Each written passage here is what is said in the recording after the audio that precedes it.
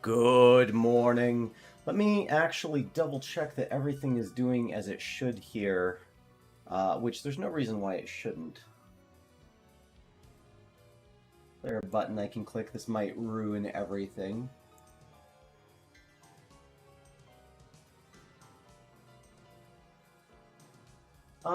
Well, I'm just probably not going to worry about it. I did set it up. Everything should be good. Dope.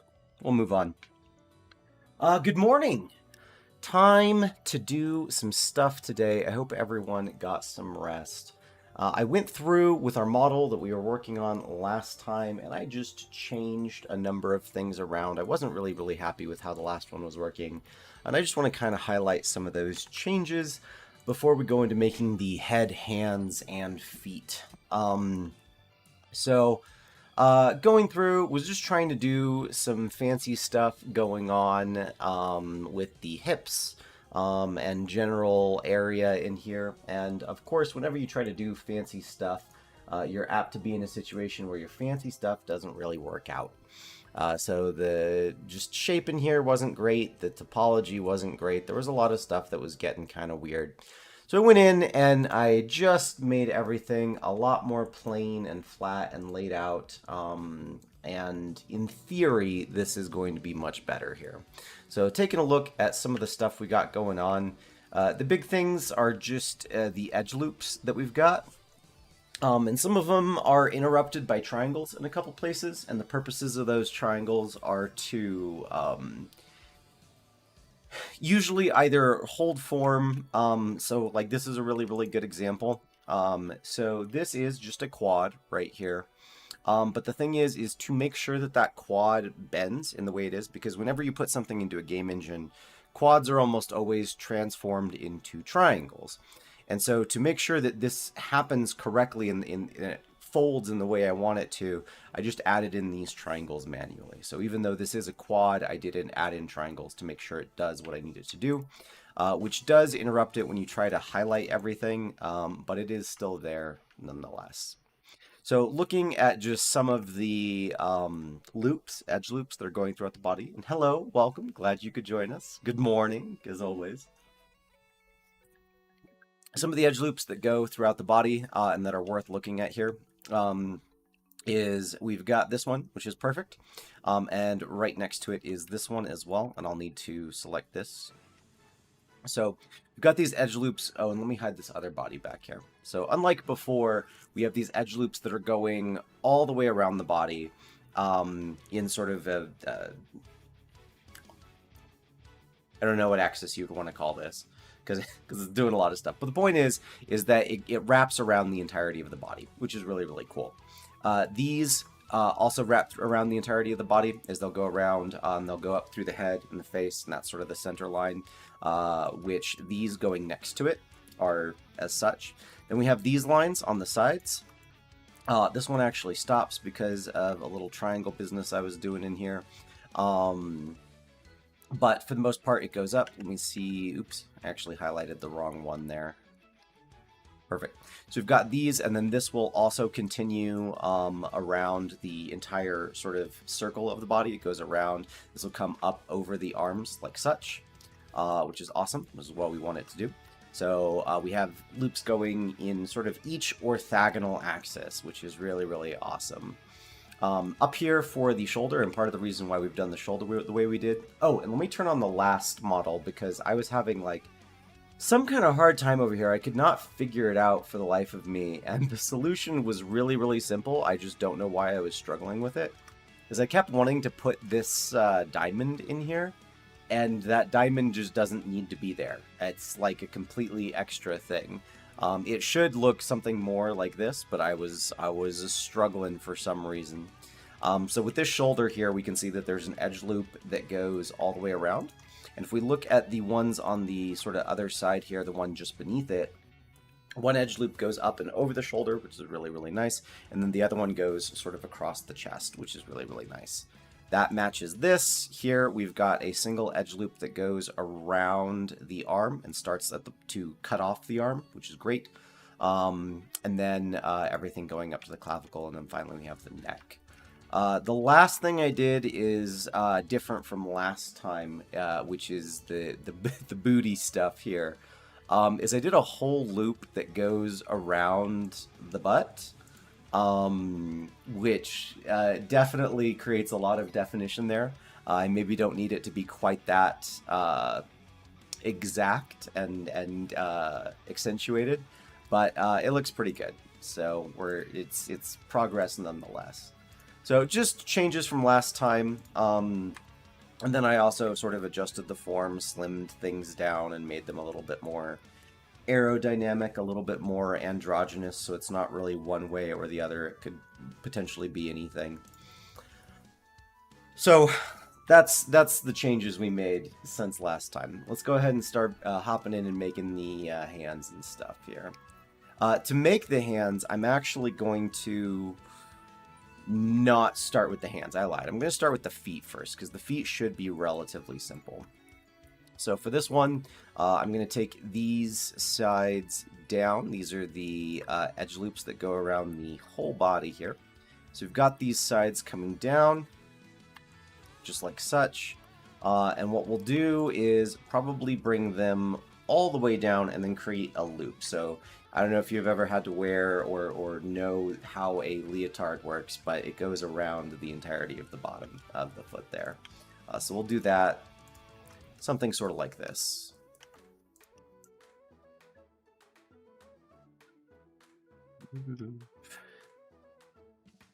Perfect.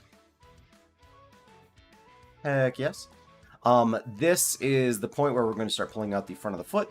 So this whole thing comes out. And actually, you know what we'll do is we'll pull this out separately and then pull its two sides down, so that we can start pulling vertices out like this. So what this is doing is just maintaining and making sure that our loops, so this one which is supposed to go, and it does stop at the knee here, but I'll highlight on both sides. So this one does in fact continue all the way around the body, which is awesome and kind of what we want there. Same for the one on the back, which actually is not interrupted, so it's much easier to see that way. Perfect. And also I finally... Probably, I might actually do this tomorrow. So I might go through and do a bunch of work on just stream stuff. I just found out today how to put an overlay over this whole video. So we can have all sorts of cool stuff. We can have little animated things on the bottom. We could have a ticker. Because again, in the descriptions, apparently I can't link things. But I could put links for like Discord and Patreon and Twitter and all that stuff just around, which might be very useful. So we'll double check that out, and maybe tomorrow. Anyway, sorry, I got distracted. The reason why I was bringing that up is because there's a bunch of OC remix songs going on right now, so there's music, which is nice. And I'm not going to get every copy infringement notification in the world all at the same time because of it, which is also nice. Perfect, so we're coming in, doing the stuff. Probably the way we'll close off the back of the foot here is this should be 8 vertices around. Perfect, which it is. We'll bring this sort of out just a little bit and scale it down and then close it off. The back of your heel is actually quite the boxy form. So we've got our perfect, delicious feet. I love it.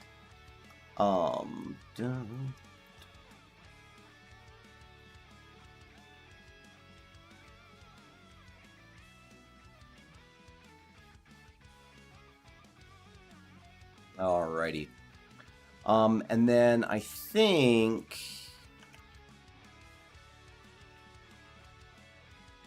we'll flatten that off. Pull it, whoops. Pull it out one more time. Scale it along the Z-axis quite a bit, so it's coming down quite flush down here. And we'll shape this into a more of a foot boot looking oh my goodness. Foot boot looking thing in just a moment here. Woof. And then probably just one more, and then close it off. I don't think there's a need to make a super fancy thing here. Alright, so let's start shaping this into a foot, a more appropriately looking foot here anyway. We'll start with this. So here we've got a loop which goes around, which marks sort of the front of the arch of our foot. And that'll be where we sort of start the process.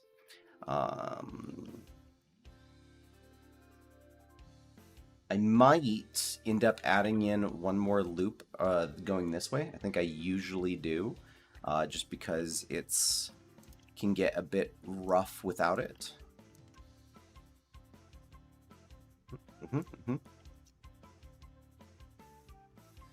Get that basic foot shape going along the bottom here.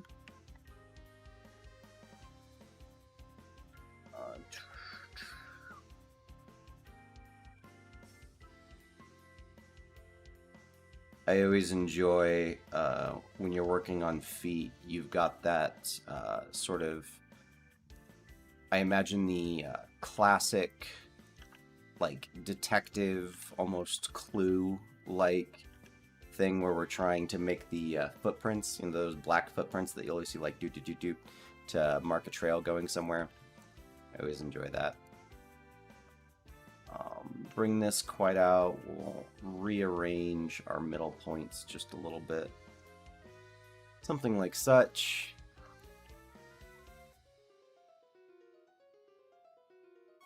A little heavy on the pixels in the back, but that's fine. And then let me, you know what I'm actually going to do? I don't normally do this, but I think for the sake of this, we'll do so. Is we'll also look at the top view. I don't normally spend that much time actually trying to look at this from multiple angles, but we will today. Perfect. Perfect. There we go. Sort of starting to get a boot shape.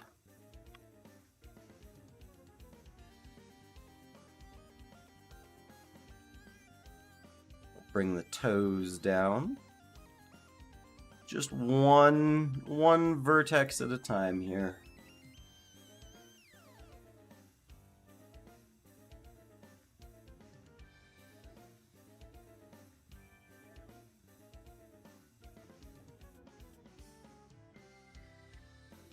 Perfect, perfect.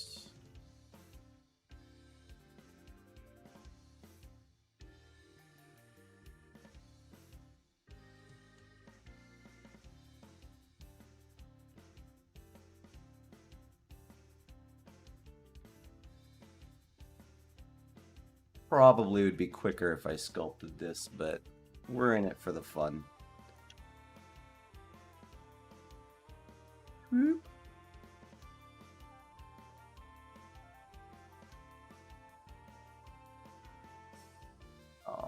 Grab these here. Sort of tilt. Turn that something like that. We'll probably have to do some more work. I think, yeah, I think that this edge loop here, I think, is going to be a somewhat unavoidable part of this situation here. Bring those in. Question is, do I want to add it in now, or do I want to add it in later? And we'll have to sort of figure that out.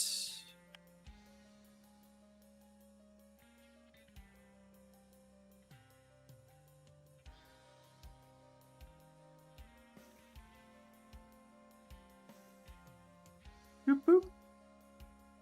Perfect.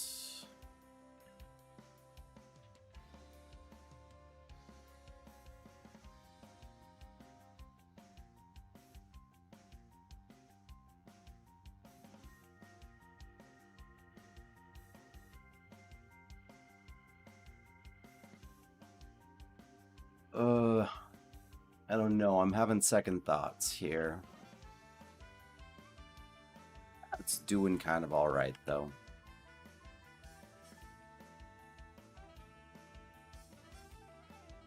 Maybe we won't need it. Maybe we won't need it.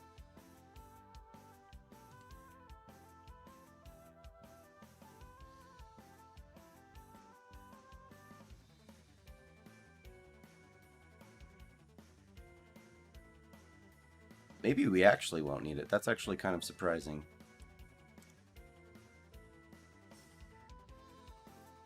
I also might do some shenanigans around this area. So last time we were talking about a way that you can, just using like sort of topology and edge flow, bring in more vertices if you need them. But if you don't need them in another area, like sort of maintaining that division of detail. And we might go in and do something like that. In fact, you know what? That's the solution I want to go with. Because I need just a few more vertices right along here to sort of work on this lower shape. So we'll go ahead and add those in. And I think I'll do so right at this point. So here I'm going to delete this face and make sure I get the same face on the other side. And then we'll do one more extra edge loop here. That can bring kind of all of these up, which will be nice, sort of relax everything like that. And then what we'll do is, in order to seal this off, we'll do a triangle, and then another triangle. So again, we have just 5 faces around this pole, which is awesome. And we'll do the same thing on the other side there. Perfect. So this gives us lots of geometry to work with, lots of places where we could sort of make these details that we want to have, and also round out the shape so that it's not quite as horrifying as it was just a moment ago. And it's funny, here is another example of just that shape I was talking about, where this is actually the same shape that's up on the shoulder, but I kept trying to add a triangle in for like no clear reason whatsoever. So it's a really, really, really common shape. And I don't know why I was struggling so hard with it, but here we are. We made it. We're good. We're doing a good job. So here, just shaping up the ankle, sort of from the back, as a sharp, sharp ankle. Something like that. And then these parts will start to come in to really create that boxy shape for the ankle.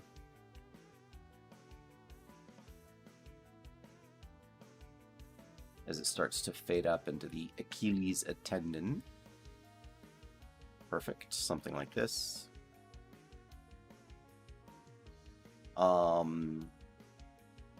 These we can sort of start to take in now. Perfect, as we create that foot shape. As the side of your foot is actually quite flat at certain points. Those will help us a lot in giving it that shape.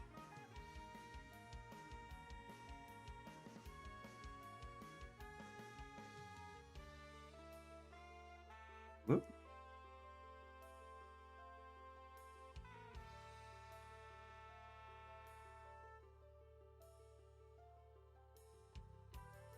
Perfect. Perfect.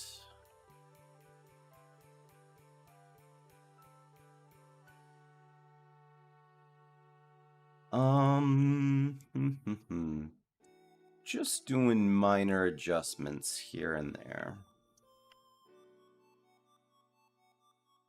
Once all of the topology is basically where it kind of ought be, in a lot of ways, where it looks good sort of on its own and it can stand on its own, then we can come in and use specifically the sculpting tools to make sure everything looks especially nice.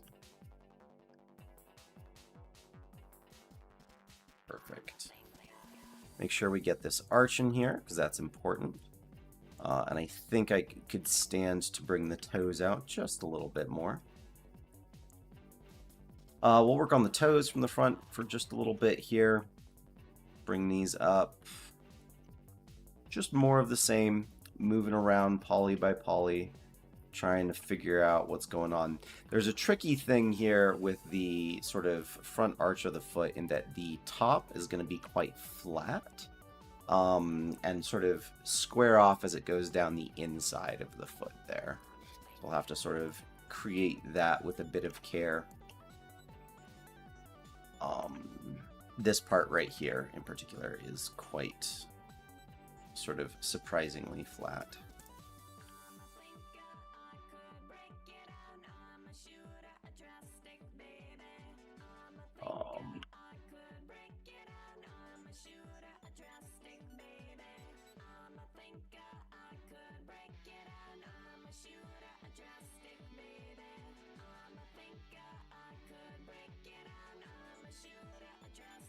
And we can bring these up to sort of further sell the arch of the foot and the illusion of that guy.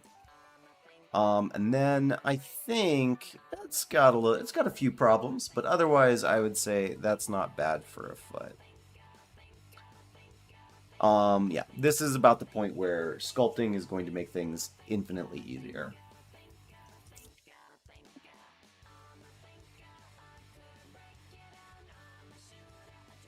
Time to bring out the old head.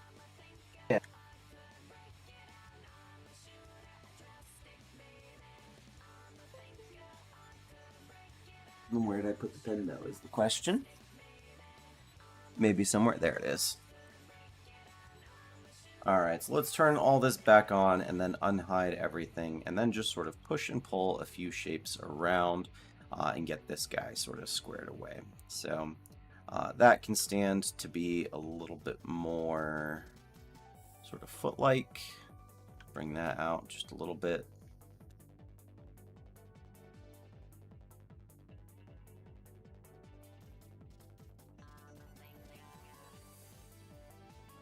It's a little bit too harsh in there. And then I think we just need like a bit more mass sort of in this area, and then life will be pretty good.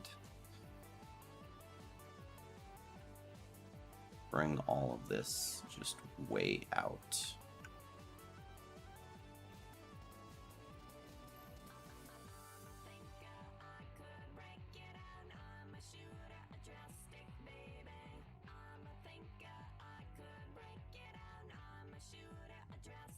Perfect.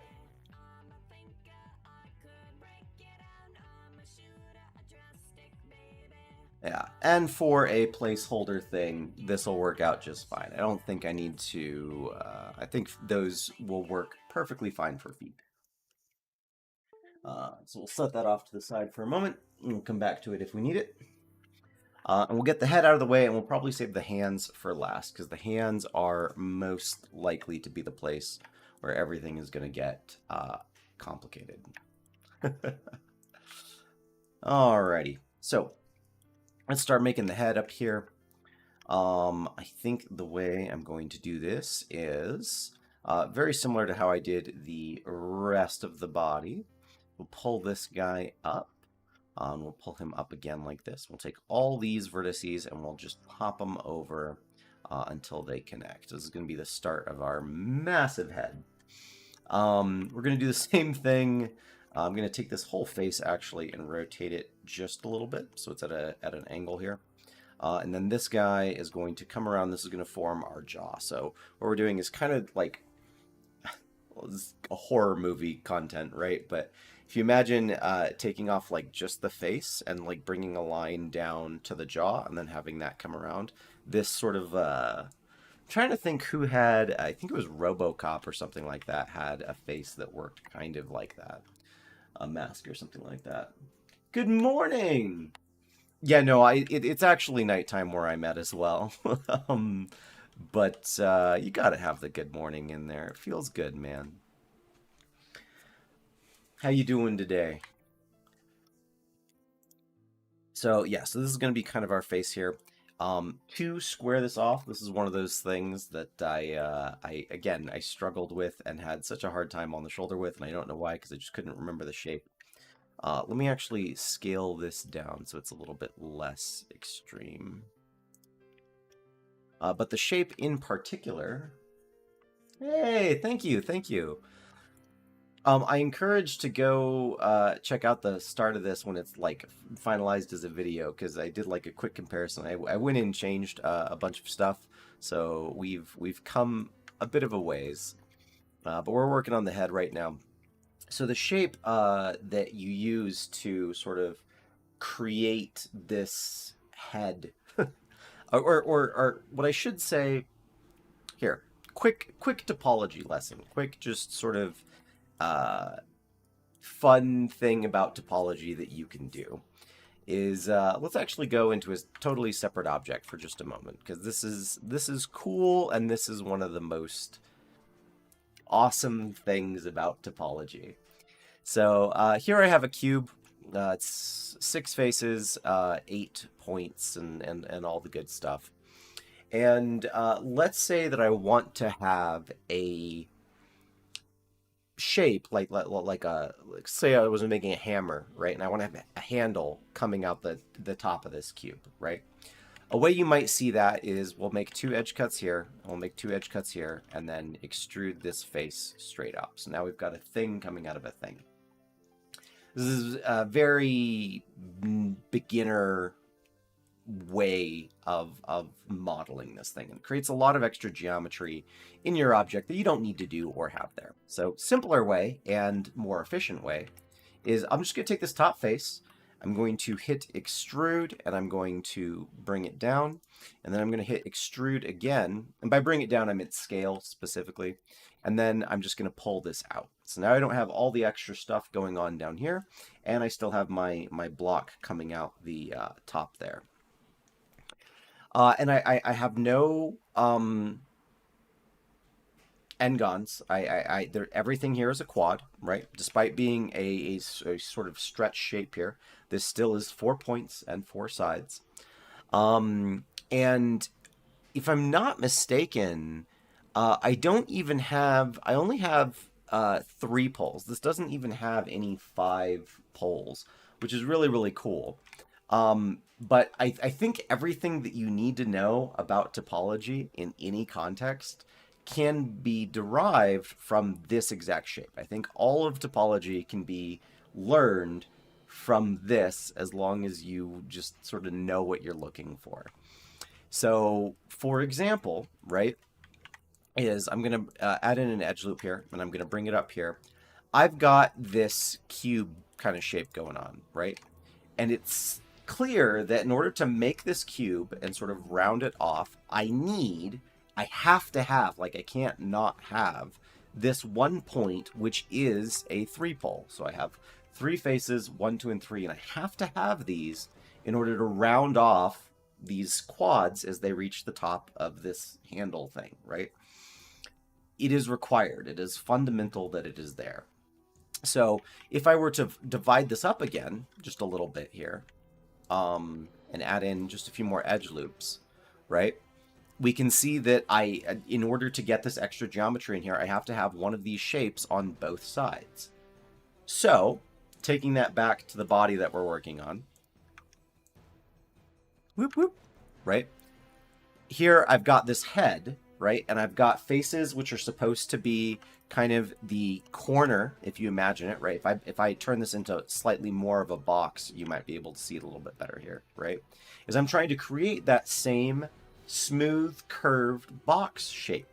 And there's literally only one way to do so, and that's what's so cool about that sort of box with a hammer. So I'm going to pull this up, and then I'm going to turn that into a face, right? I know that this has to be a 3-pole, so I'm just going to extend it out back to the middle and make sure clipping is on. And now what we've done is we've just recreated that box form. But I know that because the box inherently has good topology, I know that by creating sort of this shape this way, I've maintained good edge flow, just by virtue of the thing that it's based on. So if I pull this down a little bit here, right? Granted, this doesn't look super head-like at the moment, but using this as my starting point, anytime I'm adding in edge loops, as long as I'm adding in edge loops specifically, they will flow and they will work out well, which is what I need them to do, which is awesome. And we can sort of take that concept a little bit further here. So what I'll do is I'm going to add in one more loop here, just like such. And then I will take a single, I'm trying to remember how I want to do this. We'll go like that. We'll bring one back here as well, just like such. I'll add in another edge loop here, make a face there. And what I'm doing is I'm creating kind of a like a shelf underneath this shape that I've made so far, right? So here, as this thing that's supposed to represent your face comes down, there's a specific point where it cuts in to create all of these shapes. And because I'm still sort of basing all of it very firmly on what you can do with a cube, I know that this is going to work and have good edge flow. Even if I smooth it out. So here with this then, I need to do something about what's going on here. And the thing I will do about that is I will turn this into, I'll do sort of like a plane change. And I'm going to do that the exact same way I did this up here, which is just 3 faces around a 3 pole. Except I'm going to do that for the back of the jaw. And we'll sort of pull these guys out and back. Oh, come on, come on. Something like this. And then this is going to go up and over the head as well.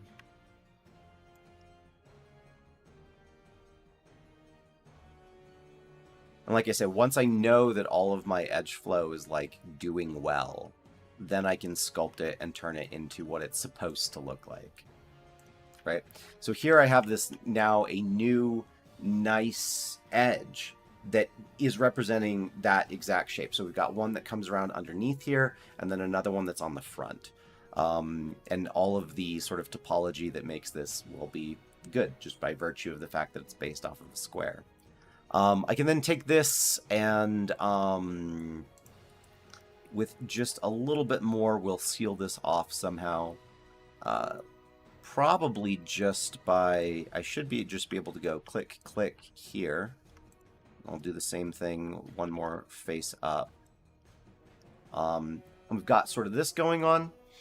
And then this guy will have to be a 5 pole coming down in order to start bridging the gap where the neck is supposed to be.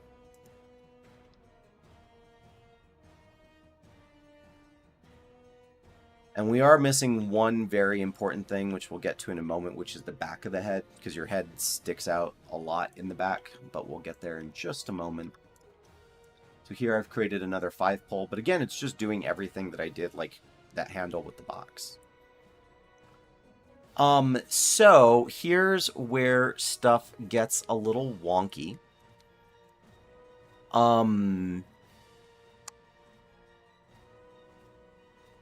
I need to deal with a sort of situation at the moment here, which is that in order to pull out the back of the head, what I was going to do a moment ago anyway, was I was going to select all these faces and then simply extrude them. But I don't want to do that. The reason why I don't want to do that is because in order to do so, it involves this 5 pole down here. So if I pull out those faces, what's going to happen is that this 5 pole is going to become a 6 pole, meaning that there are 6 faces attached to one vertice, and we want to try to avoid that wherever possible.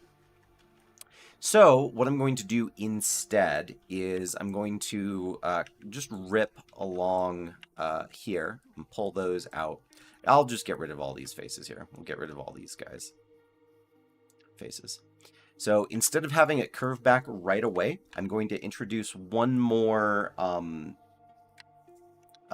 face loop to give me room to pull out the back of the head. So here, this will come up, and we'll go over. Right? And then from here, we'll seal it off. So now I've got at least one strip of faces that's going to let me create a spacer for that 5 pole there. Which is nice. So come in, that should be good, like that. And then this is what we can use to sort of make the back of our head.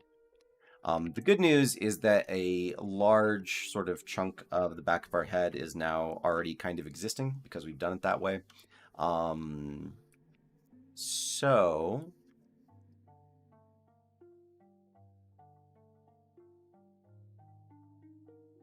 yeah, we're still going to do it. So I'm going to grab all of these faces and then extrude one last time. And this will be what becomes our head. I realize that this looks, oh yeah, head, sure. But this is doing pretty all right so far. So let me grab the tablet again. I need to find a better place for it than up there. And then we're just going to start sort of smoothing this out and sculpting it into a head shape. Because I know already that the like topology of it is what I need it to be. Which is awesome.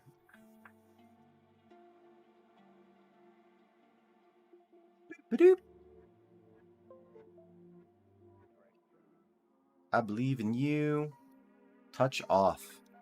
So, real quick though, I am going to add in one more edge loop up here just for the sake of detail. And then I'm going to sort of start smoothing all of this out here.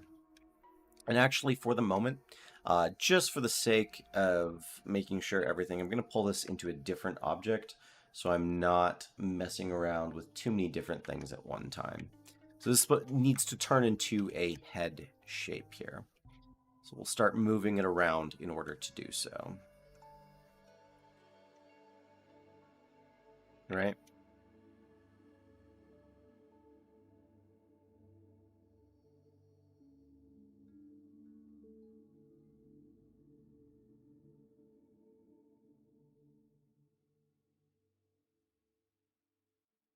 Giving it that sort of classic, oh, that's not good. Classic art student drawing an egghead shape. The back of your head is actually massive. It's always catches me off guard how big the back of a person's head is. Perfect. I think this is a remix of the yeah, this is a remix from Crypt of the Necrodancer. Fantastic game if none of you have ever tried or heard of Necrodancer. So one of the things I can see going on down here that I'm going to want to fix, and I will fix it right now, is I'm going to go into edit mode. And again, because everything is just sort of based on squares, I can see that the neck is coming like too far forward up the chin. So in order to fix that, all I need to do is I'm going to get rid of this face, and I believe this face as well. We'll pull this guy down, that guy will go... no, those are supposed to be the same vertice. Merge at center. Like such. Bring that in. And then this will be our neck. Whoops. This will be our neck. Perfect. So all I did was took that and I moved it back one row of vertices. Which is going to help us create a lot of the definition for that chin. I lied, I'm going to do one more thing here, which is I'm going to take this and I'm going to, and let me see how many vertices I've got. I think I've got just one too many rows, which is fine. Pull that down like that. Perfect. Yeah. We've still got that division of things for the face, which is awesome.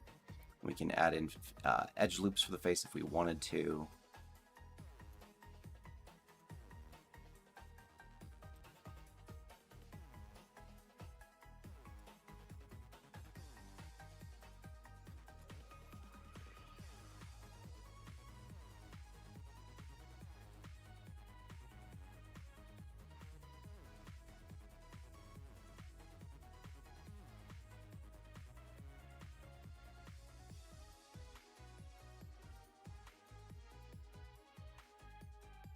What do you think? Does that look kind of like a head? Have we made it to head territory?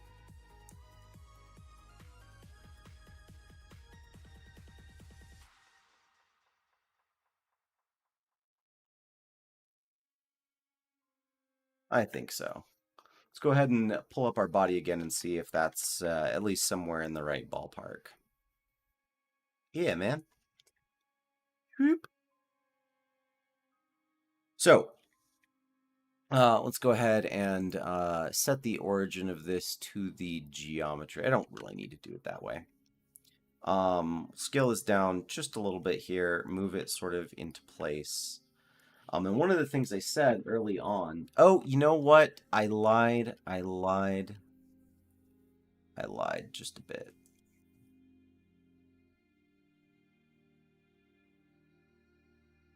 Because I forgot I wanted this character to have kind of a bigger, more pronounced head. I made a scale reference. Oh, I wanted him to have a huge head. Oh, no. All right.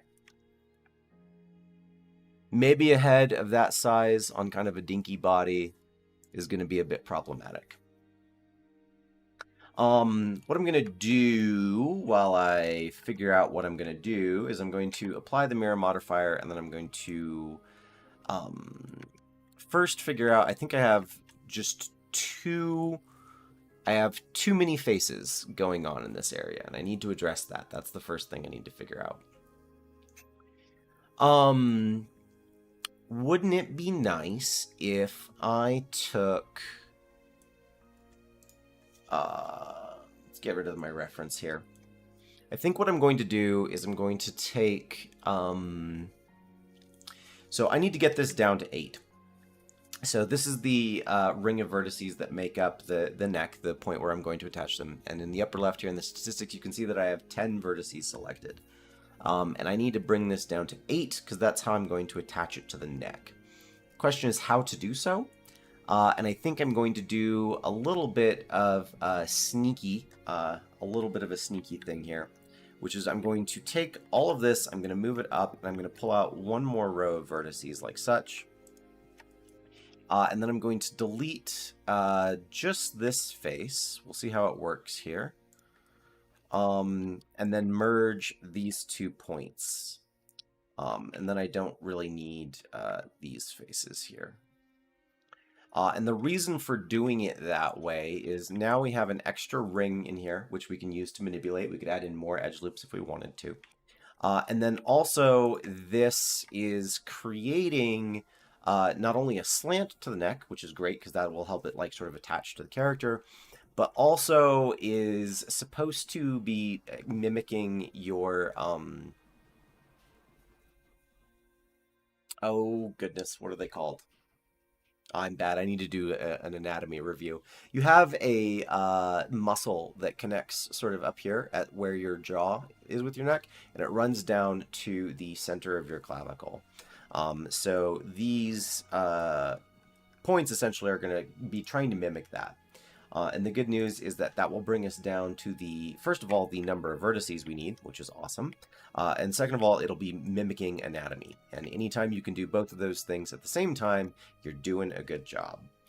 So if I take this, I get rid of that. And then I go back to edit mode and apply this. What I should have is I should be able to highlight this and see that I have 8 vertices up there at the top left, which is awesome. That's exactly what we want. So now we've solved the issue of our head connecting to the rest of our body. That's great. Now we just need to make it look good doing so, which is going to be the harder part of the equation. I'm going to do some sort of manual adjusting in here, just because the face as it currently stands is a bit wacky. And I can go ahead and add in that mirror modifier again. Mirror. Oops. Whoops. Whoops. It's fine. Alright, cool. So let's do just a little bit of manual adjusting in order to make this head be more what it's supposed to. This should be the chin, right? Yes. Yes. Alright. So this comes out quite a bit like such. Then we've got that. Sort of making our jawline. This will be the point where the throat starts. We can edit that.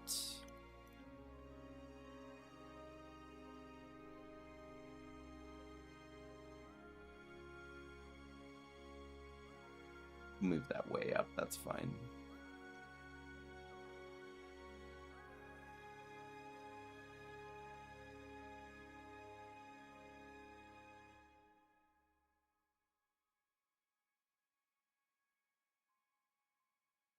Make the jaw just a little bit less pronounced, but still visible bit by bit here.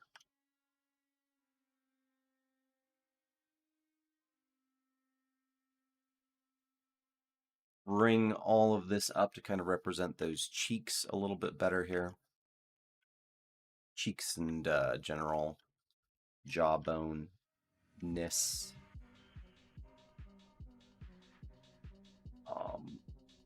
You can see also the back of my head is a little wonky and a little wild. We'll have to fix that as well.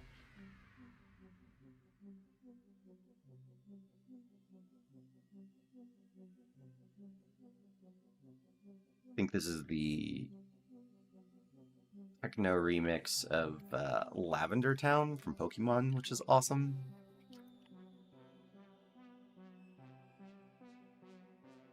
Yeah, we'll bring in kind of all of those and bring them down and back.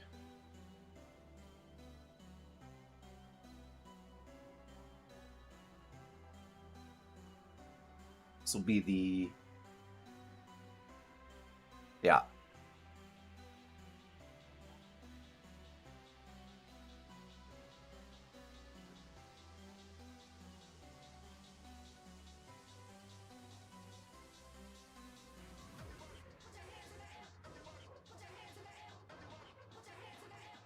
Funky. I'll still take it though.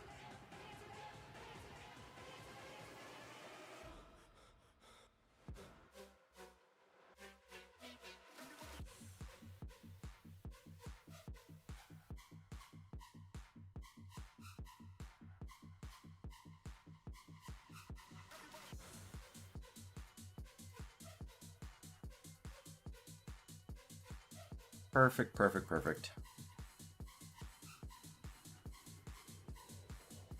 I can bring all of this back a bit as well. And then we can bring in some of these, and I don't know that I want to do too much more editing because I want to get started on the hands, and the hands are going to be just a rough time. Hands are definitely a thing.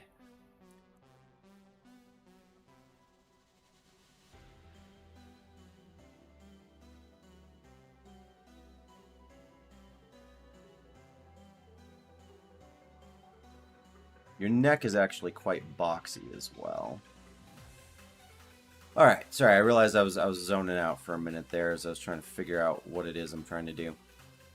Okay, so now we've got kind of a head shape. This should attach pretty pain-free. It's just a question of getting the size correct. Which, as a fun note,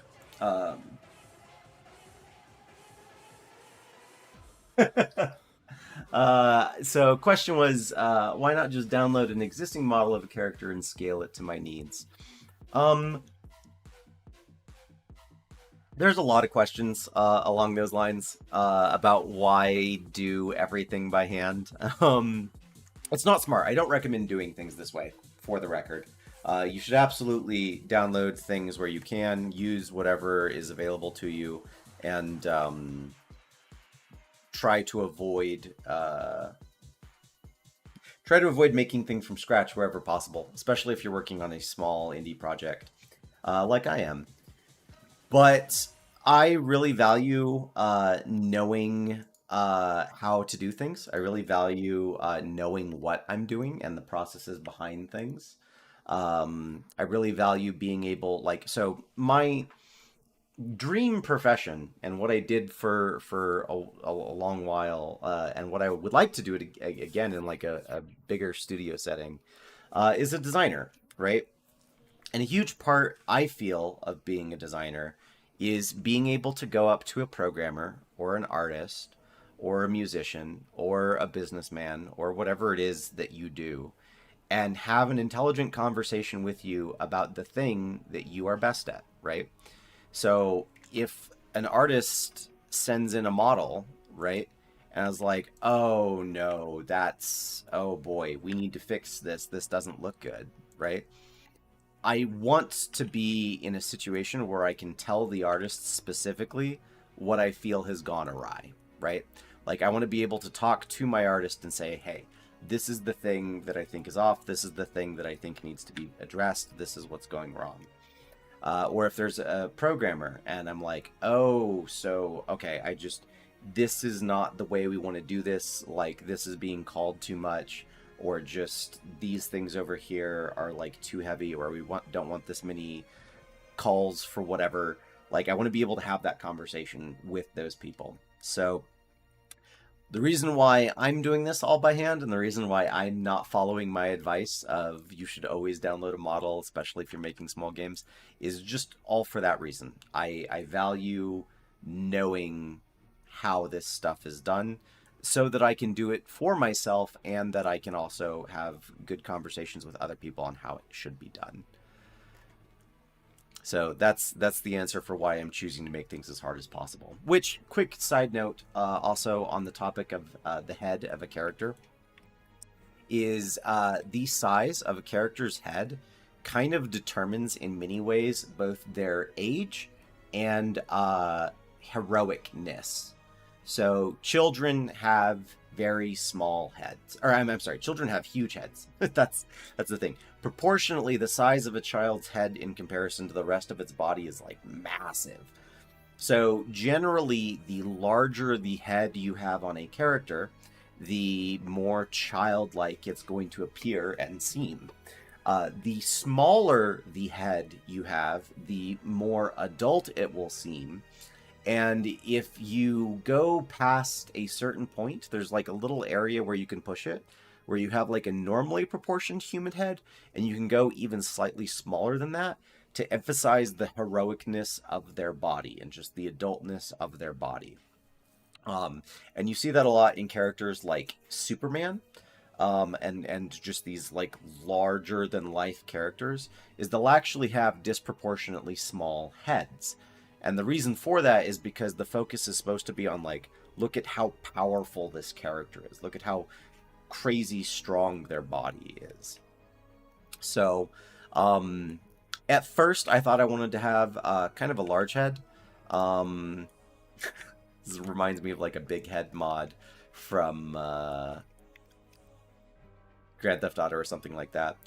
But since I've made the body so proportionate in and of itself, it doesn't make sense for me to have kind of a disproportionately large head. So I think for this character, as much as I love cartoony figures, having just a normal, if not slightly larger head will be fine. And then there's a question is, what am I making? There is a couple videos on the channel. I'll see if I can link some of them in just a moment.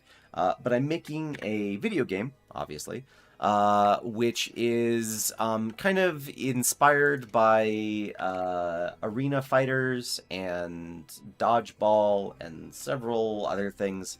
It's kind of an amorphous thing that I don't really have anything I can compare it to, because there's not a lot of games that exist like it in the first place. So we're doing the process one bit at a time.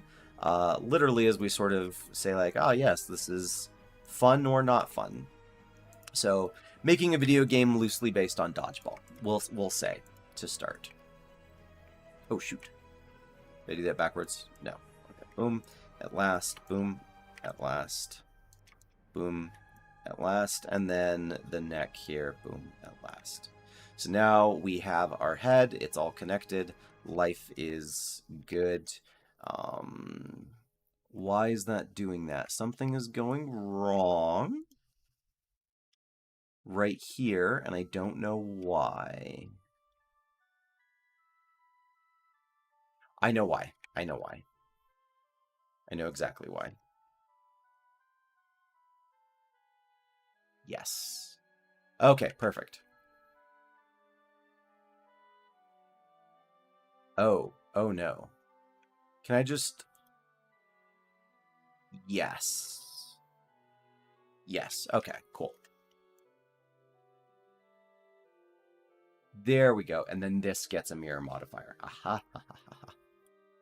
I don't know if any of you saw, but there was an extra harsh line right there where those vertices were connecting where there should not be, which meant that somewhere I had too many vertices sharing one point, or there was just something going on that needed to not be. All right. And the neck is a little weird, but that's something that we can address through sculpting later if need be. Okay, so I think it's time to finally move on to those hands, which I've been dreading and kind of not wanting to do. Hands are tricky. Hands are a tricky, tricky time. Fix his spine, and then we'll do the hands. All right. Hands. How to model hands. Hands in a nutshell. Let's model some hands. Boy. Okay. Okay. The way I'm going to do this is I'm going to hide that, and we're going to model the hands completely separately. As with all of my points of connection, I know that there's 8 vertices, so that's how many I'm shooting for. So we're going to create something. I'm going to call this hands. So we're going to create something that has at the wrist a connection point of 8 vertices, and that's the goal. I'm going to start by making a circle. So if you want to know how to make hands from scratch, this is the process. I'm going to start off by making a circle with 8 points going around. And what I'll do is seal off this circle with a single vertex in the middle. So selection to cursor, and then I should be able to select these and go face, face, face, and face, right? And I'm going to go ahead and pull this out. So this is going to be the tip of the finger, and we'll start with this being the tip. Here, I'm going to select this whole set of outside vertices like such, and I'm going to pull it back one time. This is going to be so starting at, and I'll orient it the same direction as I'm looking here. So this here up here is going to be the tip of the finger. This here is what's going to create the mass at like this sort of first junction between the tip of our finger and the knuckle.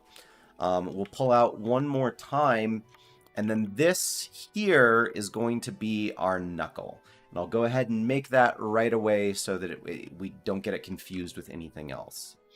I'm going to take these, and I'm going to delete these vertices, and then I'm going to delete all of this. And I'm going to do that exact same pattern that we've been doing for all of the bendy points, right? So this is the pattern that we did for the elbow. This is the pattern that we did for the knee. Anything that rotates on one axis, I like to use this pattern. And then question is which engine am I using? And the answer is Unreal Engine 4? Unreal Engine, am I already forgetting what engine we're on? The most recent version of Unreal Engine is what we're making it in. I'm losing my mind here. And there are some videos on that. We'll actually probably be able to return to Unreal Engine soon. Once we finish this model, we're going back to Unreal Engine for probably a long time. So if that is a thing of interest for you, take note, because we will be returning there, which is awesome. So going in and taking these and adding in that little pattern of triangles so that we have this, and then taking this, and this goes all the way around in faces. So what we have here is, again, the tip of the finger, then one ring of vertices around sort of the pad of your first digit. Then we've got this sequence here, which is what we're going to be using to make the joint of the finger. And then we're going to copy this a couple different times for each joint as we move along for each finger. So that's the first joint. I'm going to pull this back. This is going to be the pad of our second digit. I'm going to steal kind of all of this, move it over like such, and this will be our second joint right here. So I'm going to go ahead and fill in those faces like such. So we've got first digit, second digit. Nope, we've got a cat. And then now we need to work on creating the where it's going to attach at the knuckle. Coincidentally, I should say that these are what you would like probably, these are high resolution fingers because they're 8 vertices around. 6 works just fine. Even a lot of games use 4, and that's fine. I just like doing everything in 8s because it always makes my life as easy as can be because I always know exactly where I'm at. And then we'll scale this up. So this is going to be our finger, and I realize it doesn't look super finger-like at the moment, but we're going to change that. And once we have this as a finger, we're going to duplicate this into 4 separate fingers, stagger, rotate, and shape them a little bit, and then we'll start creating the hand after that. So each part by each part is how you do here. So for the oh, and you know what? While I'm working on this like this, I'm actually going to take the whole thing and I'm going to give it a mirror modifier just for now. That way I don't have to do all of my adjustments twice. So fingers tend to be quite square. So I'm going to, or not square, but like they have a lot of flat planes along them. So I'm going to pull these 2 faces out, and I'm going to pull these 2 faces out to create kind of a rounded square-like pattern around this area. Because this is specifically the knuckle, and things are already getting a little weird. I'll do this, and I'll do this, and we're going to just sort of make all of these nice and sort of tight around here, and then it's going to flare up towards the top as we create our knuckle here. So kind of this V shape going down, or maybe a Y shape. Then I can take all of these vertices here, and I can just sort of pull them down a little bit. And that's going to give us this big flat square area up here, which is going to kind of function as our knuckle. And then these parts in particular I can take in to round it off. So this is the top of our knuckle here. We'll do that. And then so on and so forth. And I might actually make this edge here, or both of these, a little bit skinnier in this direction, and then move them up also a little bit. So we'll need to recreate this whole thing sort of over here. So to do so real quick is I will take these, move them out, take this, move it out.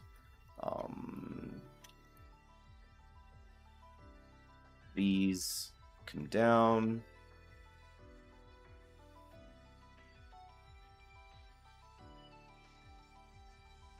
Something sort of like that. Comes in like such. And then all of these sort of get scaled in progressive amounts, like such. And then these 2 guys are brought up. So there's our knuckles. Then like our first and our second knuckles here. Then what we're going to do is sort of flatten out the spaces between them. So this here gets to be nice and square-like and sort of flat as it moves along. But it'll sort of fade in just a little bit here. Perfect. Bring this down. And then this whole sort of section gets to be brought down just a little bit to create that like sort of fat and muscle padding underneath between your joints. We'll do the same thing over here, is bring this down, bring this sort of more in line, such like that. This also gets to come in, and then this whole bit gets to come down quite a bit. We're getting there. We're starting to have something that resembles a finger at any point, or at any rate. So this I'm going to bring in way far as well, this as well, and I'm going to sort of shape this all. Oh, I don't have clipping turned on. Clipping. And in fact, I might need to go in and adjust some stuff. So for here, all you need to do is this needs to be flat, and then specifically to sell the shape of a finger is it's going to be flat and then like cut down underneath. So all we have to do is take this, and I will rotate it along this axis, and I'll pull it way back in like such, sort of move these around as I go. Bam.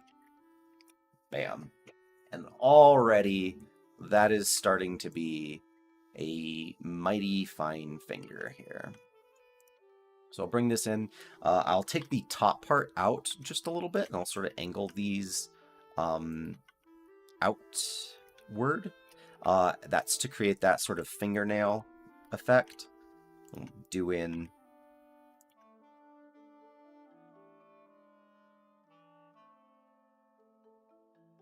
something sort of like this. And then I'm going to bring in these angles here so that they sort of match and sell the illusion of what a finger is supposed to be doing here. That one may be a bit far out. We'll bring it in a little bit. No. This is around the time of day that my cat starts being like, "You're supposed to feed me." It's like, negative, Ghost Rider. That is several hours from now. All right, so the next bit is that once our finger topology is laid out more or less, we need to start addressing the proportion of our finger, which I do believe is currently super messed up. Let me take this and I'll scale it down just a little bit. And I think if I do that, I also need to pull it in. Okay, so to do this, because I'm going to be addressing like whole edge loops at a time, I'm going to apply my mirror modifier, and then I'm going to sort of adjust the length of things. So this, I'm going to slide a little bit more towards the front, and I'm going to take, I'm going to take all of these vertices and I'm going to move them forward as well. Like such. This can be just generally a larger joint, so I'm going to scale it up a little bit, and I might even scale this whole tip down up here so that it's a little bit more, move it more into place like such.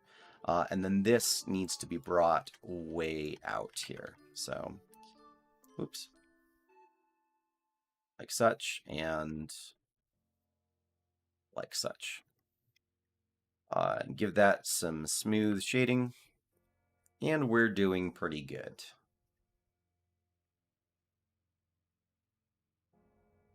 Some of this needs a little bit of work in here. I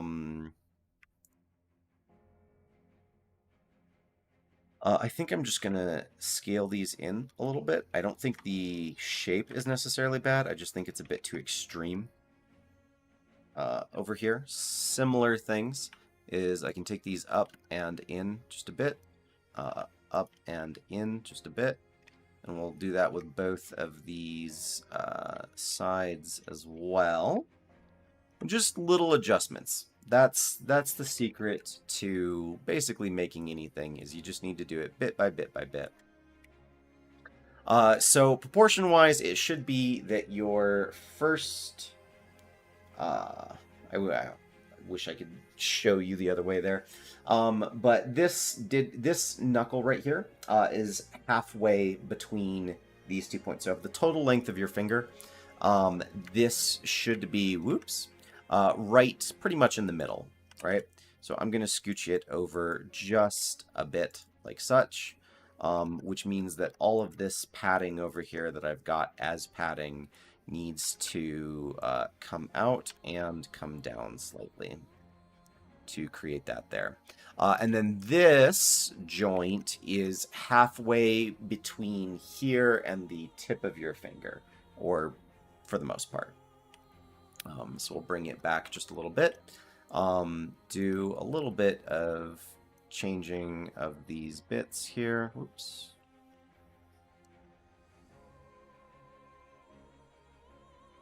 Perfect. Bring it in like that, like such. Perfect, perfect.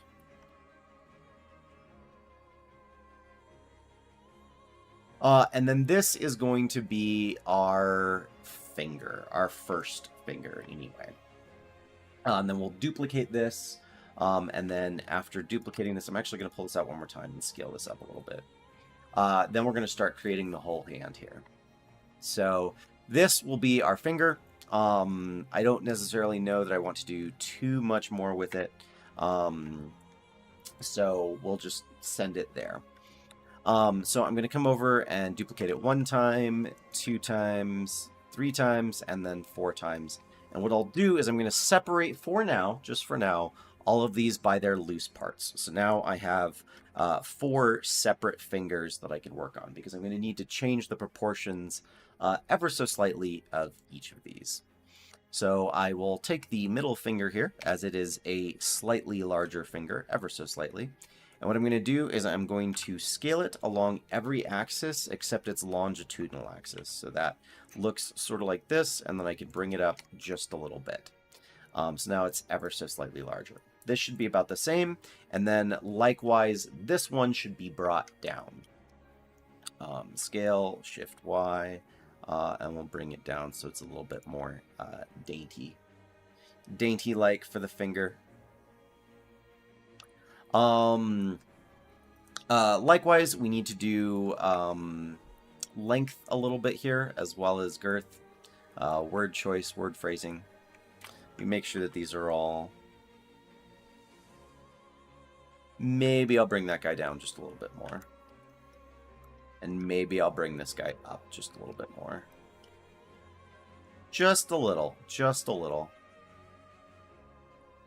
I may have brought him down just a little too far. Okay. Cool. So now let's start talking about length. Your first and third fingers here are about the same length. So we're going to leave those as is. It's that this finger, your middle finger, is a chunk longer, and this finger down here is also a chunk shorter. So we have to sort of proportionately make sure all of that is doing what it needs to. So not really touching the base down here, I'm just going to start bringing all of this down, back, and in like such. Part of the reason why I'm moving the vertices specifically, rather than just scaling the whole thing, is that when you scale the whole thing, it just looks exactly like that. It looks like the whole thing has been scaled down. It doesn't look like it's actually just another finger that is shorter. It looks like it's been like scrunched. So it's always worth going in and actually adjusting the vertices. So here we have that for that guy, and then this guy we're going to do kind of the same thing. Go ahead and hide those real quick. Is we're going to take everything and we're just going to move it out ever so slightly, little bit by little bit here.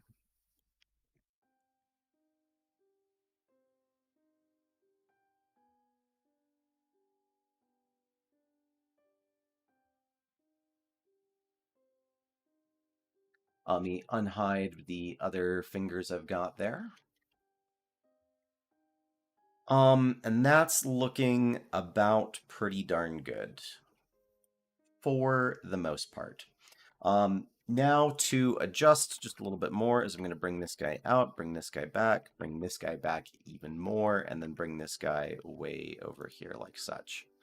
So also then where your fingers connect, sort of this row right here, that's not a flat angle. It's kind of a soft curve that like accelerates towards your pinky.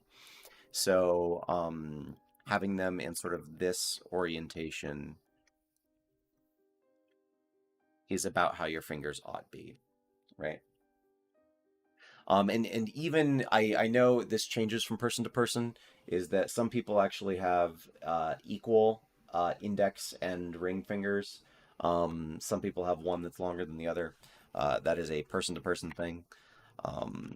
But I think this looks just about right here. So the next thing is I'm going to, not only is there a curve like this, but there's also a curve coming straight on at your hand where it kind of does the exact same thing, where there's a sort of sharp upturn at your middle finger, and then that fades down as you get more towards your pinky over here.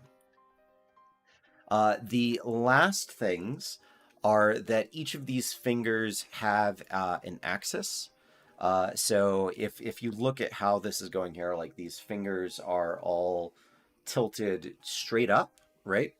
And that's not correct. They do, in fact, roll so that the angle of your fingers as they crunch in um, actually changes. So we need to essentially create that as well. So I'm going to tilt this guy slightly out. This is our middle finger, can be in. This, oh no. This here will tilt slightly out like such. And then we'll do sort of an extreme tilt for this guy, creating our fingers like such. And the very, very last thing to do is that each of our fingers, as they attach to our hand, not only do so in that arc, but they do so feeding directly into that, which means that they don't form these straight lines like this. Instead, they fan out like this. So that's sort of the last adjustment to be made. I'm going to quick object set the origins of all of these to the geometry, just so that my tilting of things is a little less wild here.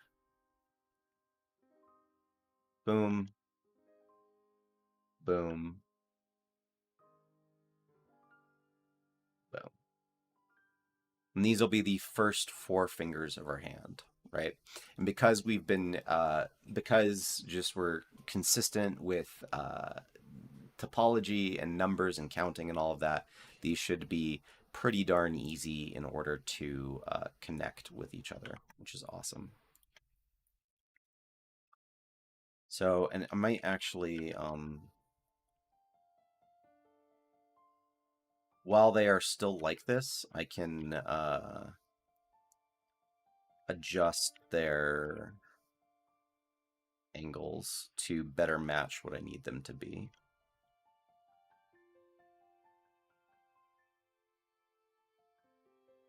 Perfect. So these will be our fingers, and then we can sort of adjust the connections between them. So I'm going to take all of this and I'm going to recombine it back into one object here. And I will go ahead and apply that.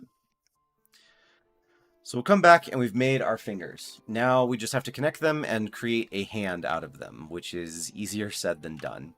The way I'm going to do that is across each of these at their center points is I'm going to make a little connection and then add a vertex in between each of those locations. I'm going to take each of those vertices and I'm going to pull them back ever so slightly. Perfect. And then what we'll do is this is going to be the webbing between each of your fingers here. And what we can do once we've created this is we can go in and use the sculpting tools in order to smooth it out a little bit, just so it looks a little bit more natural before we move on to making the rest of the hand. Someone asked earlier, why do it? Why not download a pre-made thing ahead of time? This is another reason, is just this is a cool thing. There's not a like super comprehensive tutorial for modeling hands online. I mean, there's some, they talk about it, but for modeling like a game-ready low poly hand, that's just a hard thing to find. And it's a cool thing that I get to show you guys sort of just because. So that's super awesome. If I recall, the way I sort of sectioned all these off is because I've got like 4 channels of edge loops going through my model here, right? So got these, and these, right?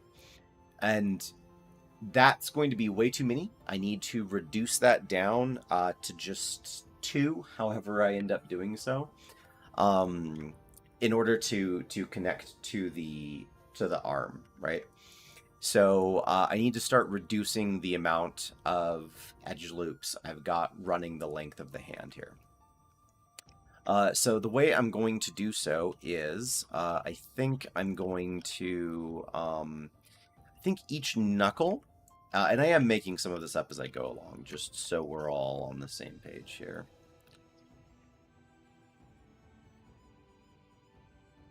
Come on, there we go.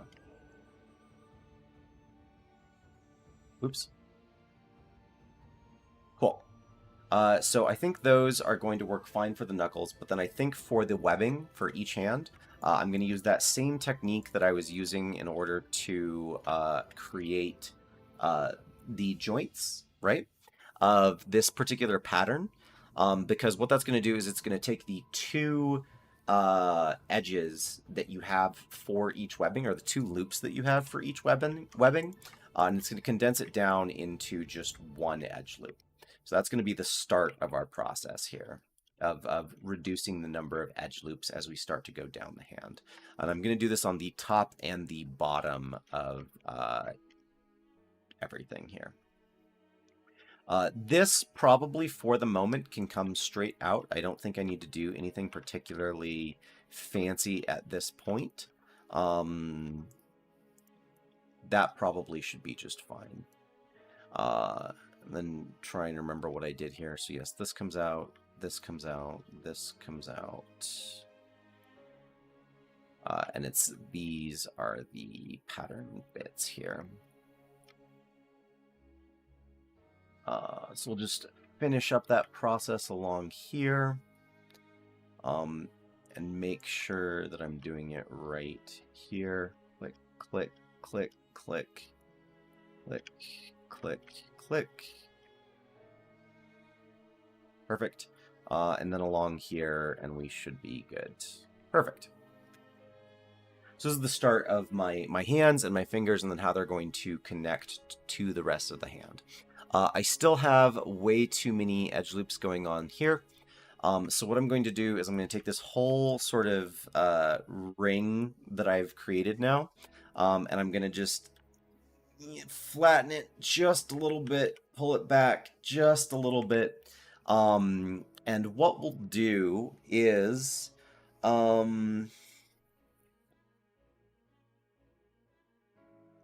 probably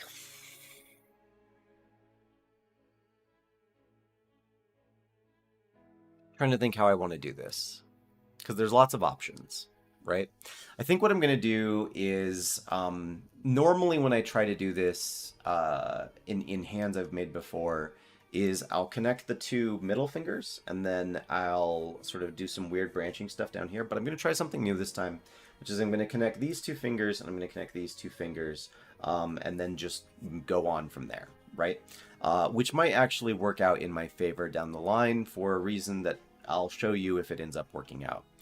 So in order to do so, and I'm going to do this on the top and bottom, is I'm going to take these edges here, I'm going to pull them back, and I'm going to give them a really crazy angle here. And I'm going to do the same thing over on this side.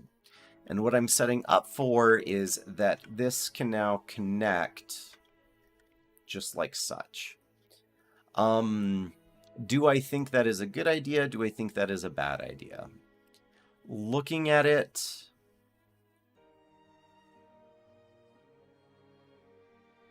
I think this can work, but I think that there's something specifically I need to do. which is I need to get rid of this in here.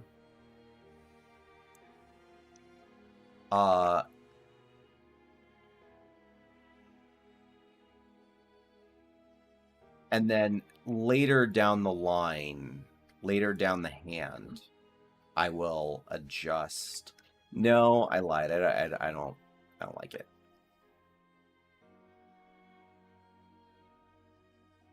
Let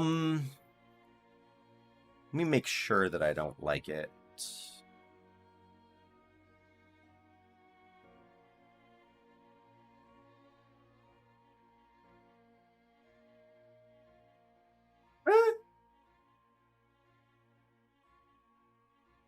I don't necessarily need to terminate these edges right here. I could let them keep going for a while longer. So that's another cool thing you can do is because I've got sort of these edges doing this sort of pattern, I can choose when I have them connect. So I think what I'm going to do is I'm just going to sort of fade these connections as I go. So I lied. I'm going to get rid of these faces, right? And I'm going to do this just for the inner connections of both of these. So this guy comes up, boom. Then this guy comes up like that. And then we've got a face and a face there. And then that's going to be our...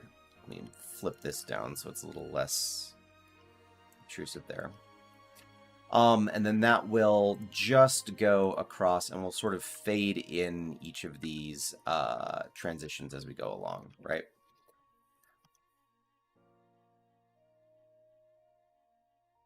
So that brings down everything quite a bit. So yeah, we'll just recreate that on the bottom. I think that'll be a good way to start. So we come out and this gets small, then we come up again, this gets big. And then small, big, oops. And then we just go right across like such. And then these continue on as well. And again, I'm keeping the divisions I have on the outside of the hand because I'll need that for the padding over here and then to start creating the thumb. The thumb, coincidentally, is the thing I struggle with every time I do this. Thumbs are hard, guys. Thumbs are hard.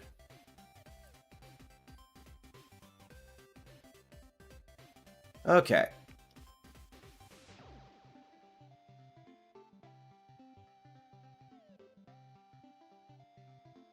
Okay. So we sort of got this shape going on. And you know what I could do? You know what I could do? So again, I just need edges to terminate, or I just need loops to terminate. That's kind of like the big thing that I need to have happen, right? And I need it to get down to eventually having just 8 vertices. And if I select this edge here, you can see in the top left that I've got a total of 18 vertices, right? So I need to cut this down by more than half. Luckily, each time I take out a loop, that takes it down by a huge chunk. So the thing is that I've got this loop, which is pretty consistent, and it goes around and cuts off these 2 fingers, and then I've got this over here. The next loop that I need to sort of get rid of is these 2. And I think I'll have them join more in the center, and I'll just create sort of another edge loop to do so. So we'll pull this down, pull this out, and we'll have him connect in like such. And then we'll go back in and we'll sculpt all of this later. And this, I should note, just going back, because one of the things I've stressed a lot as I've been talking about all of this is making sure that you've got a consistent, that you never have anything more than a 5 pole. Like, I think that's really, really important because it really messes with your normals and shadows, right? And I just want to point out that so far, even in doing all of this, we've still only got 5 poles, right? So 1, 2, 3, 4, 5. Awesome. 1, 2, 3, 4, 5. Awesome. So we are maintaining everything we're doing as we do this, right? 1, 2, 3, 4, 5. I'm suddenly doubting myself. No. Cool. Yeah, we're good. We're good. So we've created this pattern down here.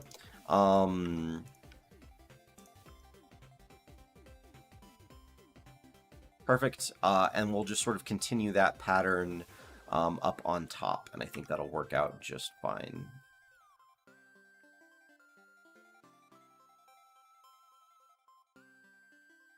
Like such. Over. Over.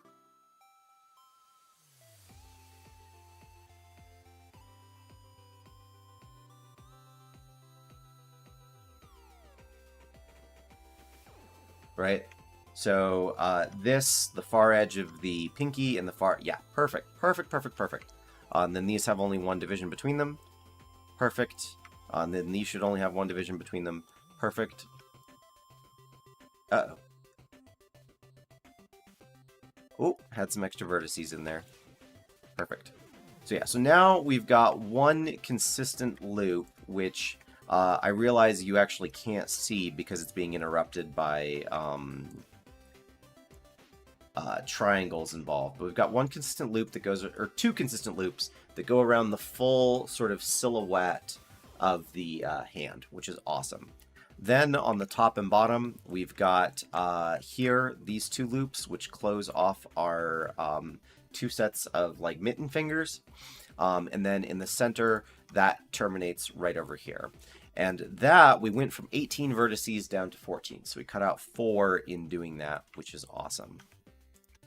I think probably at the moment, this is a pretty good place to go in and start doing a bit of sculpting, because our hand is getting a bit weird and wily up in here.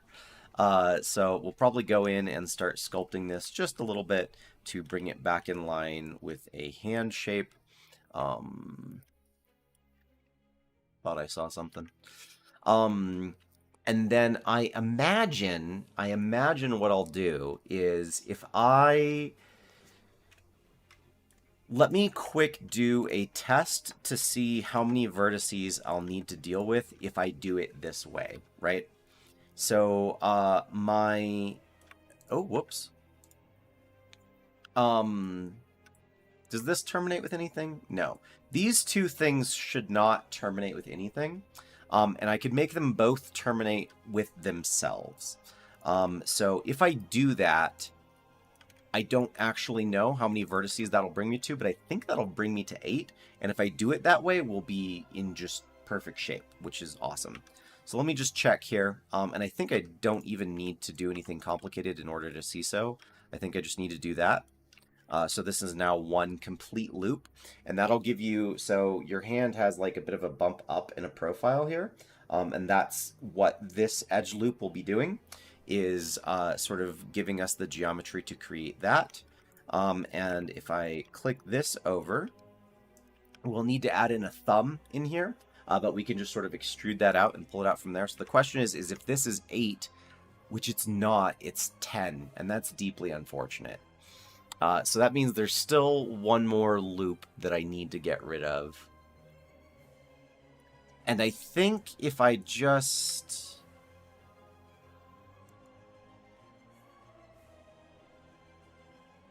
get rid of that center loop. And I'll probably just terminate it with a triangle like this. Then we'll have exactly what we need. In fact, I know we'll have exactly what I need. Perfect. Yeah, cool. So that's how we're going to make our hand. It is all set up for us already. Okay, cool. So let's go into sculpting and let's make this a little bit more appealing to look at. We should be in a pretty good shape here. Oh my goodness. Oh my goodness. So probably, let me make sure the smoothing on my smooth brush is quite low. As I just go in and let me also turn on the geometry so I can see what I'm doing. Always a good idea if you're sculpting, turn on the geometry so you're not sculpting like randomly, that you actually are like, ah, yes, I'm trying to move and manipulate these vertices. All right, perfect. We'll sort of do just general smoothing in all of these areas. I think what I'm going to have is this over here will be my index finger. So that is how I have it set up. So this is going to be the left hand of a character here. And I'll go ahead and use just a little bit of inflation. So we'll bring this up just a little bit. These fingers are super long and spindly.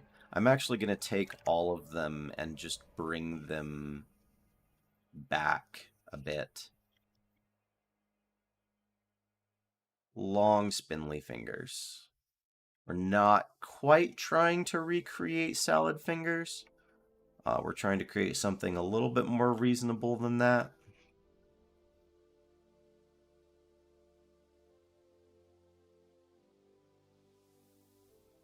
Any of you remember salad fingers? Was that a thing for anyone else in here?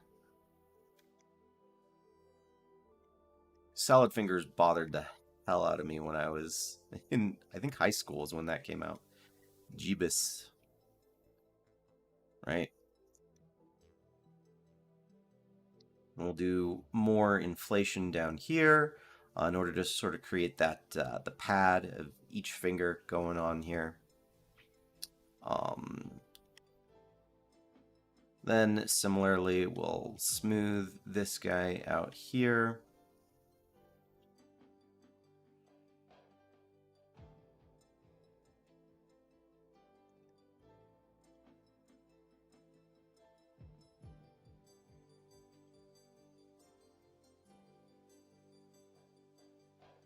Bring all of this up a little bit. And then this down just a little bit.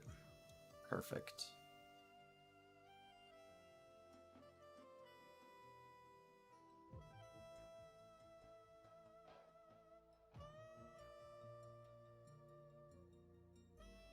And I might go back in and add a more defined knuckle for each of these points of connection here. But I think for the moment, that's starting to look more correct in terms of a hand shape. So what I'll do is I'll extrude this out one more time. And then probably I'll do... you know what? I'll bring this out to about how long I want the hand to be. Something sort of like that. And then we'll go ahead and seal off those edges like I had mentioned. And then it's from this area here that will extrude out the thumb and get that going. Let me make sure.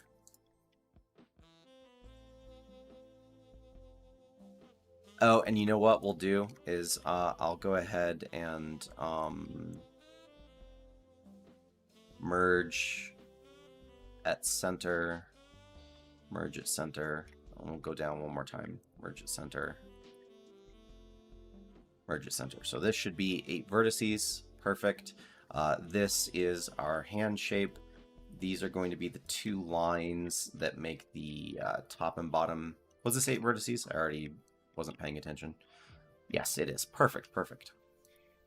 So yeah, we'll round this off, and then this will be the base of our thumb. And I believe I can just pull out our thumb here, and everything should start to be fine.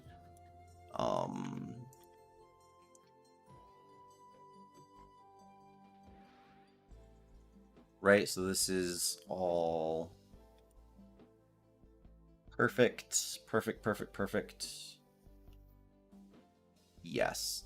I'm trying to think if I want to go up one more little line here, which I don't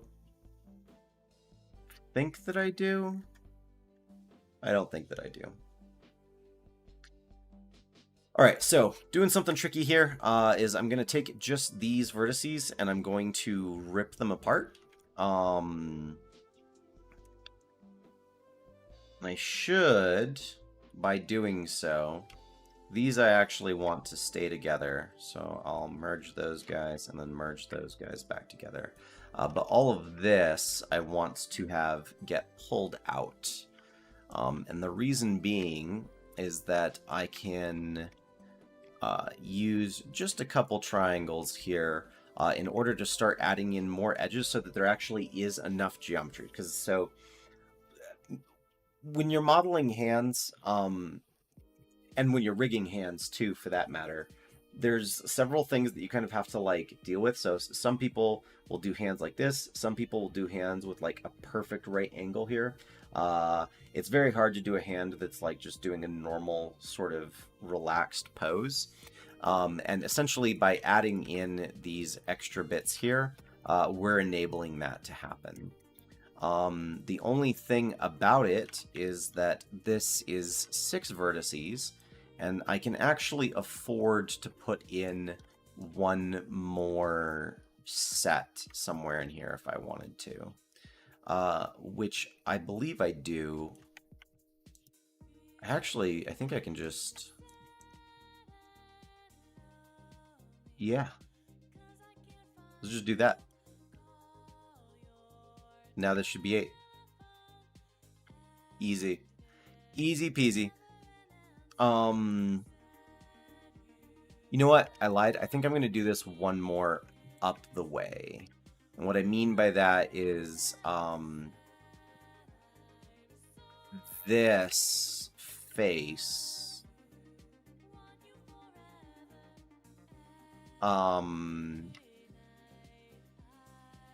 yes, this face I'm going to do up like this, using that classic pattern which I've used multiple times so far. How many faces is that? 1, 2, 3, 4, 1, 2, 3, 4, 5. Perfect. That's exactly what it should be. This is 1, 2, 3, 4, 5. This will come straight out. That should be good. All yes, perfect, perfect. That way I don't have such a concentration of weird geometry in that one tiny area. There's a little bit of a gap there. Plus, we get to make use of triangles. I always enjoy using triangles when I can get away with it. So this is going to be our thumb. It's going to come out just like such. I have a nice, neat loop, which is going around sort of this area here, which is perfect. And I can smooth this out. And this will be our hand. We do need to do some sculpting in here to make a lot of this just nicer. But in general, this is our hand shape.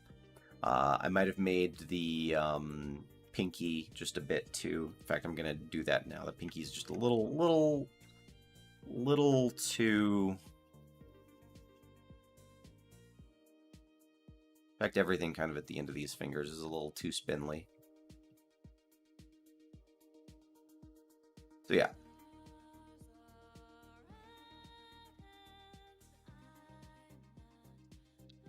We can go in and fine-tune this stuff later. But geometry-wise and topology-wise, I think this is doing pretty darn okay. These lines should continue pretty much throughout the entirety of the hand, which is perfect. They do, and then those will continue around here. The only thing is that the thumb will be at kind of a weird flat angle, which I don't mind. I don't mind that. Considering how well everything else is going, it'll be okay. It'll be okay. Oh, I just noticed the time. I swear when I'm doing this, time goes by really, really fast. In about 15 minutes is when we're going to end. I forgot that I'm trying to be on a schedule of much more frequently, much smaller amounts of time. So let's see if I can finish up this thumb part and just the layout for it, and then we'll call it there. So the first thing I need to get in is let's make this a little bit more round and conducive here to the shape that we're trying to create. So Going out, we'll say that that is sort of this area that would go right around here. Then that means that we need to have our first, whatchamacallit, joint. So I'll take out those vertices, and I'll take out these vertices as well. And then I'll lay out the little fancy pattern. Boop, boop, boop, boop. And then this should be doon to doon, doon to doon, and doon to doon. Perfect. So that's going to be our first major joint there. And then fortunately, it just goes right out from there. That'll be the pad of our finger, and then that's how everything will close off. So I'll pull that down like such. And do thumb, thumb, thumb, whoops, thumb. Very blocky, very not good at the moment here, but we can sort of work on that. I'm going to take, for the moment, most of this, and I'm just going to hide it away so I can't see it. Hide, oops.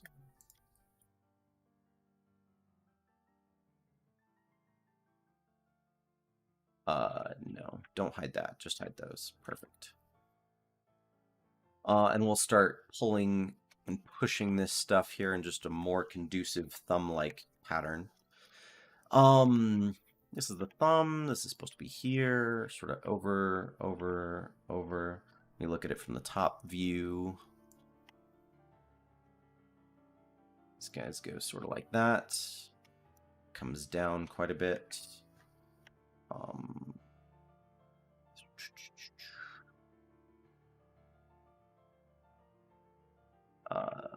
This comes out.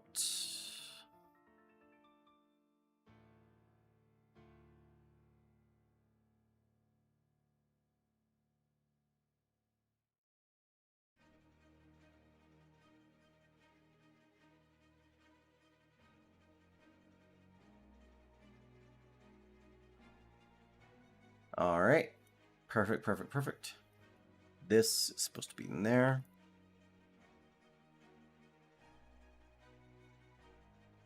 Like such, like such. Same thing as before. This will be quite a bit smaller. And then these two lines will be, those two will be kind of big. That can come down, that can come down. Need to do the same on the other side.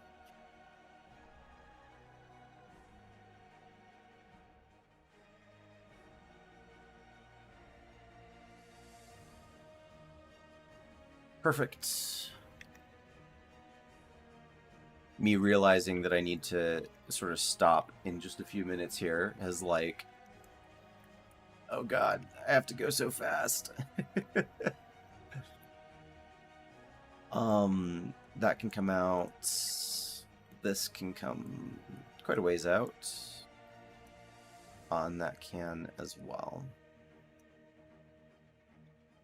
So what we're missing in large part from this is any kind of edge loops that are defining the like inner shapes of our hand, but that's, I don't know, that's a job for textures. I don't need to worry that much about it. So now if I unhide everything here, our thumb is decidedly massive, but it works, which is awesome. Scale it down just a little bit to kind of match our other fingers and turn it just a little bit as well. So this does need a good chunk of sort of scaling and messing around and sculpting in order to make into the thing that it is supposed to be. But I think that is a mighty fine bit of progress for our hand there, which I think also I can manage to attach it and take a kind of finalized look at our full character before we sign out for today. So, ooh, I modeled this thing huge. Let's make that way smaller. Shroop.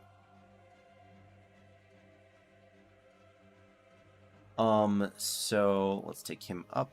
And I think for now, what I'll do is just we'll make a copy of it, and this is the thing that we'll mess with so that we can see kind of what it's supposed to look like.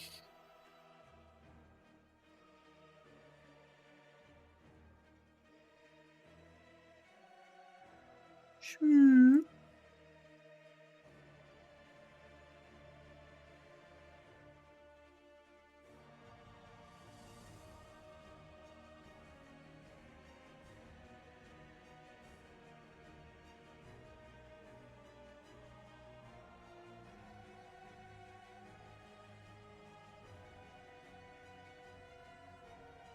So yeah, proportions are a bit strange. Like I say, the hand will need more sort of sculpting.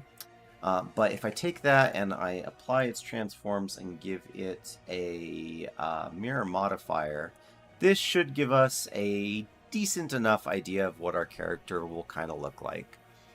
Nothing crazy, nothing fancy, but that is a full character in a total of about 4 hours, which is pretty good, all things considered. Like a solid top topology character, like set for rigging as a stand-in. Um, that's not bad. That's not bad at all. So yeah, I will probably either tomorrow on stream or in some downtime fix the hands. I'm not too sure, but we can lay out all of the deformation bones after that, and then the rig I'm gonna do is also really simple. Oh, the ghost model. I totally forgot about the model for the ghost. That is what we'll finish the hands tomorrow and then model the ghost. The ghost is going to be like the most classic, stereotypical wispy spirit thing I can possibly come up with. Um, I might do. There was a ghost I made a long while ago that I might recreate if I want to get fancy, because I'm always down to get fancy. But for the most part, I'm going to try to avoid that. So yeah, we'll do those two things tomorrow, and then with that done, we can set to work on laying the deformation bones for the rig, and then towards the end of the week, we can start rigging it. And again, I'm just going to use a very simple rig, like minimal FK or minimal IK stuff for the arms. I'm not going to create any kind of FKIK switch thing. Um, just minimal stuff. Minimal stuff. Yeah, I think just IK for the arms, just IK for the. Do I want to do IK for the arms? So, if you don't know, IK and FK stand for inverse kinematics and forward kinematics. Um, and the idea between the two is that with inverse kinematics, you set the endpoint on something, such as your hand on a wall or the foot on the ground. And then everything else just kind of solves itself and then works itself out. And then forward kinematics is you would pose, like if I was doing my arm, so I'd pose my upper arm first, and then my forearm second, and then my hand last, going forward down the length of my arm. The thing is that like they tend to be useful for different things. Maybe the point is that I'm not going to be creating both. Normally in like a really nice rig, you'd have both for the legs, you'd have both for the arms. If you're insane, you'd have both for each of the fingers. You do like a whole bunch of stuff. We're not going to be doing that. This is going to be as simple a bare bones as it gets. So I'll figure it out then. I'll probably just do FK for the arms. Anyway, the point is that all of the rigging stuff we can do probably towards the end of the week, and then these hands I'll finish on stream tomorrow. So if you haven't caught, and you know, there's another thing I might do as well, which is I think in general, like my Discord needs some love. The presentation, just the presentation of all the streaming stuff needs some love. So we might consider doing that some this week as well. Anyway, that's pretty much it. appreciate you guys for coming in. As always, I'm excited. Things will probably be more exciting and more game oriented in the future once this little guy is done. But yeah, you guys relax, enjoy your night, get some rest, sleep well, and I will see you all in the morning, okay?